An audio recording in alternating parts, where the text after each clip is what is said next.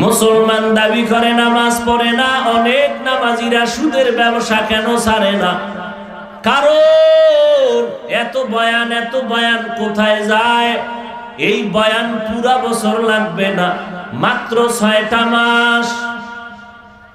দৈনিক 1 ঘন্টা করে যদি হিন্দুদের মন্দিরে গিয়া বয়ান করতাম, খ্রিস্টানের পাড়ায় গিয়া বয়ান করতাম, ইনশাআল্লাহ এরা সব মদিনার পাগল হয়ে যাইত।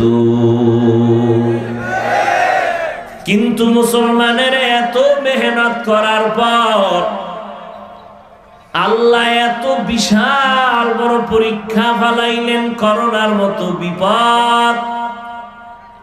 এরপরেও তো বেনামাজি নামাজ ধরে না, আল্লাহর বান্দা নবীর তরিকা মতো চলে না।